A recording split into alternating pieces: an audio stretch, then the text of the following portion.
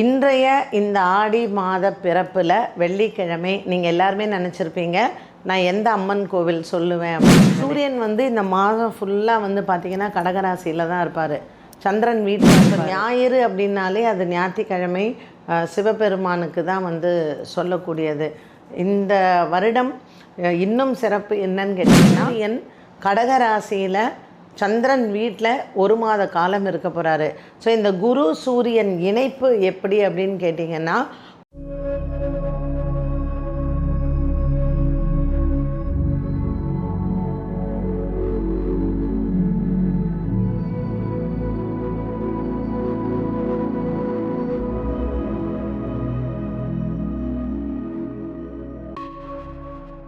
ஆன்மீக பரிகார நேயர்கள் அனைவருக்கும் அன்பான வணக்கங்கள். இன்னைக்கு நம்ம யாரை சந்திக்க வந்திருக்கோம் அப்படின்னு பாத்தீங்கன்னா அஸ்ட்ராலஜர் பாரதி ஸ்ரீதர் மேம் தான் சந்திக்க வந்திருக்கோம். வணக்கம் மேம். வணக்கம் ஸ்ரீவித்யா. எப்படி மேம் இருக்கீங்க? நல்லா இருக்கேன். நீங்கள் எப்படி இருக்கீங்க? நல்லா இருக்கேன். ஹாப்பி ஆடி. Thank you ma'am, thank you. இப்போல்லாம் வந்து ஐ திங்க் சோஷியல் மீடியா வந்ததுக்கப்புறம் எந்த ஒரு பண்டிகை வர்றதுக்கு முன்னையே அதை கொண்டாடக்கூடிய ஒரு மனோபாவம் மக்களுக்கு வந்திருக்கு. எனக்கு நினைவு தெரிஞ்ச நான் ஸ்கூல் படிக்கும் போதோ காலேஜ் படிக்கும் போதோ ஆடி மாதம் வரும். ஆடி 1ஆம் எங்கள் ஆற்றுல எல்லாம் ஆடி பால் எடுப்பாங்க. புத்துக்கு பால் தெளிக்க போவோம். ஒரு பூஜையை சொல்லுவாங்க, துளசி பூஜை சொல்லுவாங்க. இதெல்லாம் நாங்கள் பண்ணுவோம். பட் இப்போது இந்த யூடியூப்பு, இன்ஸ்டாகிராமு இதெல்லாம் வந்ததுக்கப்புறம் ஆடி வர்றதுக்கு 15 நாள் முன்னாடியிலேருந்து ஆடியை பற்றின சிறப்புகளாக இருக்கட்டும், இல்லை ஆடியில் என்னென்ன வழிபாடாக அவங்கவுங்களுக்கு தெரிஞ்ச சில விஷயங்களை சொல்லும்போது உண்மையிலேயே எவ்வளோ ஆர்வத்தோட மக்கள் இருக்காங்க. ஒரு ஆடினாலே அம்மனுக்கு அப்படிங்கிற ஒரு விசேஷம். ஆடி மாதத்தில் என்னெல்லாம் அவங்க வழிபாடுகள் எல்லாம் செய்வாங்க. இதெல்லாம் தெரிஞ்சுக்கும் போது உண்மையிலேயே ரொம்ப ரொம்ப இன்ட்ரெஸ்டிங்காக இருக்குது. நிச்சயமா மேம். அதுவும் நிறைய ஒவ்வொரு வருஷமும் நீங்கள் ஆடி மாதத்தில் அந்த டாபிக்ஸ்லாம் கொடுக்கும்போது அதை மக்கள் பார்த்துட்டு நல்ல ரெஸ்பான்ஸ் கொடுப்பாங்க. எல்லாருக்குமே ஆடி மாதத்தில் நிறைய பேர் வீட்டில் புதுசாக கல்யாணம் ஆகிருக்கும், பண்டிகை எல்லாம் ஆரம்பிக்கிறது, தலை ஆடி நிறைய பேருக்கு இருக்கும். ஸோ எல்லாருக்குமே என்னுடைய ஆசீர்வாதங்கள், வாழ்த்துக்கள். ரீசண்டாக நான் ஒரு என்கேஜ்மெண்ட் போயிருந்தேன், எங்கள் ரிலேட்டிவ்து. ஸோ நான் நினச்சிருந்தேன், எனக்கு என்ன தெரிய வந்ததுன்னா, ஆன்மீக பரிகாரத்தில் எத்தனை என்னுடைய சொந்தக்காரங்க ஆன்மீக பரிகாரம் பார்க்குறாங்க, நான் சொல்கிற விஷயங்கள் தெரிஞ்சுக்கிறாங்க. அண்ட் சில சொந்தக்காரங்களுக்கு என் ஹஸ்பண்ட்க்கு ஹெல்த் ப்ராப்ளம் வந்ததெல்லாம் தெரியாது. ஸோ ஆன்மீக பரிகாரம் ஹெல்ப் இட். என் ஹஸ்பண்ட் கேட்டார், எதில் சொன்ன நீ, எனக்கு ஃபோன் பண்ணி விசாரித்தாங்க அப்படின்ட்டுன்னு. அப்புறம் தான் நான் சொன்னேன், ஆமாம் நான் ஆன்மீக பரிகாரத்தில் சொல்லியிருந்தேன். ஸோ விசாரித்த எல்லாருக்கும் ரொம்ப ரொம்ப தேங்க்ஸ். இன்னைக்கு மக்களுக்கும் ஒரு முக்கியமான விஷயம் சொல்லணும். மேம் கிட்ட தான் 60ஆம் கல்யாணம் நடந்திருக்கு. எனக்கு என்னோட நமஸ்காரத்தை தெரிவிச்சுக்கிறேன் மேம். இன்னைக்கு வர முடியல. ஆமாம், நான் ரொம்ப மிஸ் பண்ணேன் அன்னைக்கு. அப்புறம் மறுநாள் தான் உங்களுக்கு ஃபோன் பண்ணி. ஆமாம் ஆமாம். ஸ்ரீவித்யா வந்து ஒரு சேனலுக்கு நான் பண்ணுறேன் அப்படிங்கிறது இல்லாமல் எங்கள் ஆற்றுல எல்லா பண்டிகைக்கும் நான் கூப்பிட்றேனோ இல்லையோ என் ஹஸ்பண்ட், என் பசங்க, அம்மா ஆன்மீக பரிகாரம் ஸ்ரீவித்யாவுக்கு கொடுத்துட்டியாம்மா பத்திரிக்கைன்னு கேட்பாங்க.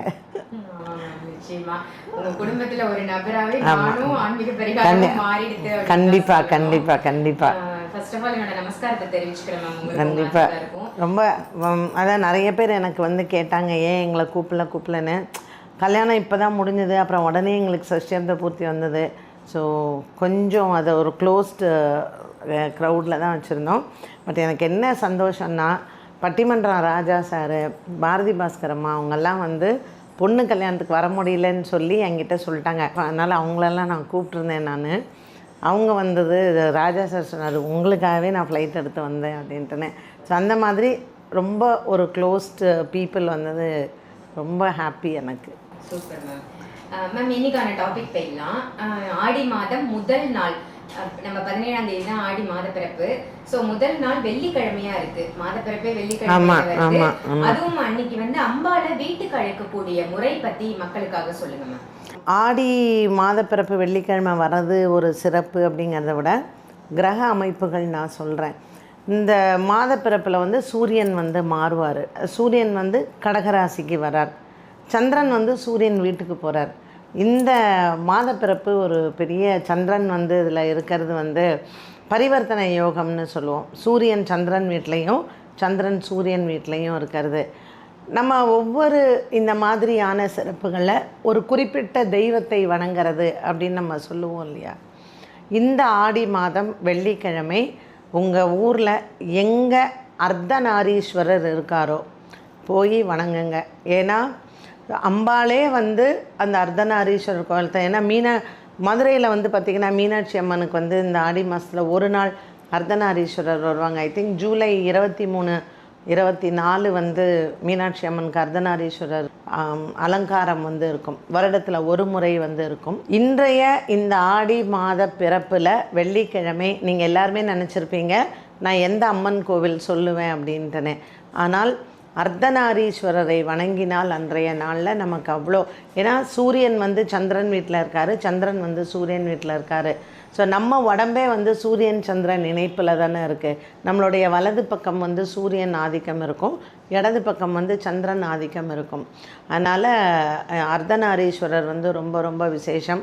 ஸோ நமக்கு ஐயோ எங்கள் ஊரில் எங்கேயுமே இல்லையே மேடம், நான் எங்கே போய் அர்த்தநாரீஸ்வரரை வணங்குவேன் அப்படின்னு நீங்கள் நினச்சிக்கலாம். வீட்டிலையே மனசார நம்ம இது திருச்செங்கோடில் இருக்கார் அர்த்தநாரீஸ்வரர், அதே மாதிரி குலசேகரப்பட்டினத்தில் இருக்கார் அர்த்தநாரீஸ்வரர்.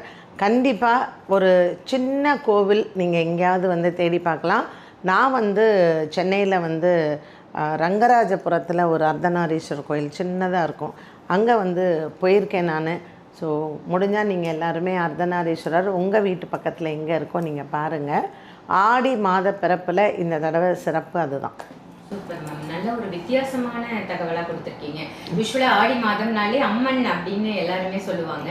நீங்க வந்து சிவன் வந்து சக்திக்கு கொடுத்த அர்த்தநாரீஸ்வரர் வழிபாடு செய்ய. ஆமாம், ஏன்னா சூரியன் வந்து இந்த மாதம் ஃபுல்லாக வந்து பார்த்திங்கன்னா கடகராசியில் தான் இருப்பார், சந்திரன் வீட்டில் இருப்பார்.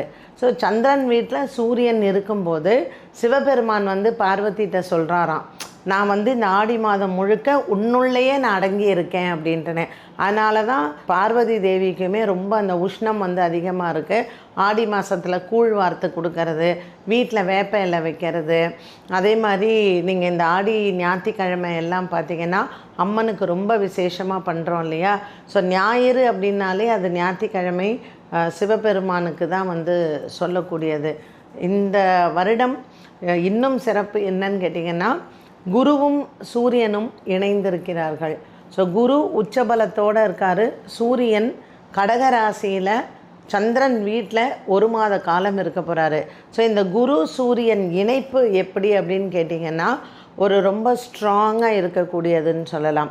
இப்போ உலக அளவில் பார்த்திங்கன்னா நிறையா இயற்கை சீற்றங்கள் எல்லாம் வரும், எரிமலை வெடிக்கிறது. ஏன்னா இந்த ஆடி மாதத்தில் செவ்வாய் மாறுறாரு, செவ்வாய் வந்து மிதுனத்துக்கு வராரு, புதன் வந்து கடகத்துக்கு வராரு. ஸோ குரு புதன் சூரியன் 3 பேரும் இருப்பாங்க. சுக்கிரன் வந்து கன்னிராசிக்கு போகிறாரு. நிறைய கிரக மாற்றங்கள் வருது. ஆனால் காலசர்ப்பதோஷ அமைப்பிலிருந்து சுக்கிரன் வெளியில் வர்றதுனால ஓரளவுக்கு நமக்கு மனசில் வந்து உலக அளவில் ஒரு சின்ன நம்பிக்கை, இந்த வார் வந்து நின்றுடும், மக்களுக்கு வந்து ஒரு விதமான மன அமைதி கிடைக்கும்னு. ஆனால் குருவும் சூரியனும் கடகத்தில் இருக்கிறதுனால நம்ம தமிழ்நாட்டு அரசியல்லையும் குழப்பங்கள் வரும். உலக அளவில் பார்த்திங்கன்னா அரசியல் தலைவர்களுக்கு உடல் ஆரோக்கிய பாதிப்புகள் வரும். சைனா அந்த பார்டர் இருக்குது இல்லைங்களா, டெரரிஸ்ட் அட்டாக்ஸ் வரும்.